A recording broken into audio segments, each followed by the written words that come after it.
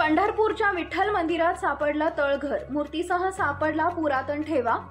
जगभरातील हिंदू भाविकांचे श्रद्धास्थान असलेल्या पंढरपुरातील विठ्ठल मंदिराच्या तळघरात काही प्राचीन मूर्ती आणि इतर अवशेष सापडलेत। यात विष्णू व महिषासूर मर्दिनीच्या मूर्तींचा समावेश आहे। या मूर्ती 16व्या शतकातील असण्याचा अंदाज वर्तवला जात आहे। पुरातत्व विभागाच्या माहितीनुसार तळघरात सापडलेल्या मूर्तीत महिषासूर मर्दिनी व विष्णू मूर्तीचा समावेश आहे। याशिवाय पादुका, काचेच्या बांगड्या आणि काही नाणीही या तळघरात सापडली आहेत। खचलेला दगड काढताना हे तळघर निदर्शनास आले।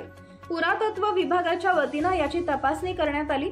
सध्या मंदिर परिसरात जीर्णोद्धाराचं काम सुरू आहे। या कामामुळे काही महिन्यापासून विठ्ठल मूर्तीचं केवळ मूक दर्शन सुरू होते, मात्र आता गाभाऱ्याचं काम पूर्ण झालंय।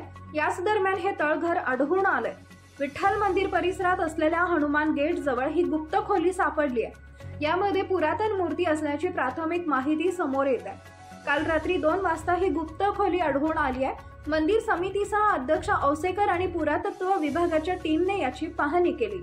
मानदेश नगरी 24 तास न्यूज साठी प्रतिनिधी गणेश साखरे।